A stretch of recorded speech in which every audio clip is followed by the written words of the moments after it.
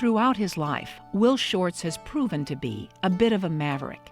He wasn't willing to compromise on his dreams, and charting his own course, he found a way to make his passions his life's work. Will was raised with his two older siblings on the outskirts of Crawfordsville, dubbed the Athens of Indiana because of its rich history of writers, which included Will's mother. My parents cared about thinking and ideas and knowledge and achievement, so those are all things that I grew up with here in Indiana. A well-rounded youth, Will was a champion reader in the library's summer reading program. He played sports, and like most children, was fascinated by the Old West. We had corrals that we put our ponies in, and then we had a saloon that we had the bottles from the junkyards we collected. We had a pretty good-looking bar, I must say, and we had a library. I bet we were the only Western town with a really nice-looking library. That was me. Even at a young age, Will knew that he wasn't going to follow the crowd. I was in the 8th grade. I wrote a paper for a class on what I wanted to do with my life, and it was to become a professional puzzle maker. You know, what kind of kid in the 8th grade wants a career in puzzles? Will's mother planted that seed when Will was about 9 years old. She had a bridge club over for the afternoon, and to keep me quiet, she took a piece of paper, ruled it into squares, showed me how words interlock, and I went to my bedroom. I was happy all afternoon, and at the end of the afternoon, after the bridge club had left, my mom numbered the grid, showed me how to write clues, and that was the first crossword I'd ever made. And I sold my first puzzle when I was 14 to my national Sunday school magazine.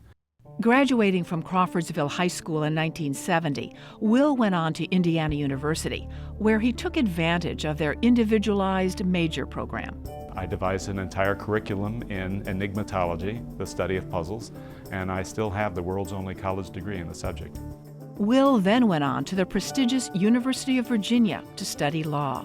Throughout law school, Will worked a summer job with Penny Press, a leading puzzle magazine. Soon after receiving his law degree in 1977, he saw a puzzle position advertised. He was convinced it was for Games, a new magazine that had everything Will wanted. Will went to their office in Manhattan and announced he was there to apply for the position.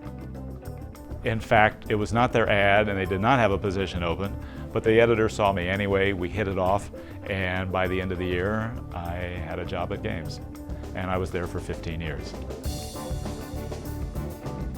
About that same time in 1979, Will published his first book, Brain Games, with Simon & Schuster, and now has over 500 puzzle books that he has either authored or edited. In 1993, the New York Times crossword puzzle editor position came open, and Will couldn't resist the opportunity to become only the 4th person to hold that title. During his interview, he was asked what he would change. First of all, what I would not change, the intellectual rigor of the New York Times crossword and the classical elegance of the puzzles. What I wanted to do was broaden the readership and broaden the contributors. Will did make a few controversial changes, such as allowing pop culture references and commercial names in the puzzles. He also added bylines for the contributors. It didn't take long for the contributors to realize someone new was in charge. Well, the next thing I know, I got a big package in the mail, and it was all my puzzles that had previously been accepted for publication, all put in a nice little pile and sent back to me, rejected. He told me I didn't meet the new standards, but he was very nice about it, as he always is. Will has been the puzzle master for NPR Weekend Edition since the program started in 1987. He founded the annual American Crossword Puzzle Tournament, the World Puzzle Championship, and co-founded the World Puzzle Federation. One of my driving impulses in life is to bring people together through puzzles. And an important way to do that is through a puzzle convention or tournament. When puzzle people get together, they don't talk so much about puzzles, although that's a little bit of it. It's loving puzzles is more of a state of mind, you know, having mental flexibility, being able to think creatively, having a sense of humor. Will and the American Crossword Puzzle Tournament was the subject of a 2006 award-winning documentary, Wordplay. It was a hit at Sundance and is among the 25 highest-grossing documentaries of all time in the United States. Will's notoriety has made him somewhat of a pop culture icon as well. Will was called on to write the riddles for the movie Batman Forever. He was featured on 60 Minutes and has appeared as himself on How I Met Your Mother and The Simpsons, with a little help from the animators. While puzzles do keep Will especially busy, he still finds time to embrace another childhood passion. I'm fanatical about table tennis. I play every day. So far this year, I have played every single day of the year. In fact, I've only missed one day of play since Christmas 2011.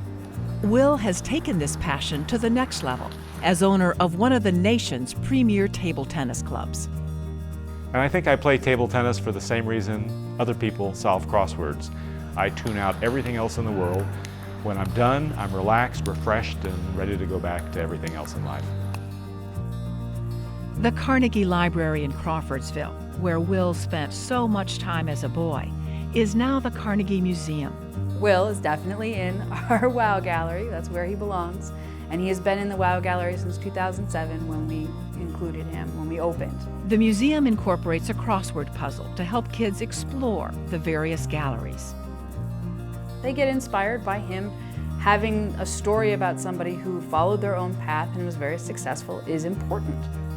Will is grateful for his Indiana roots and plans to donate his extensive and rare collection of over 25,000 puzzle books to the Lilly Library at IU.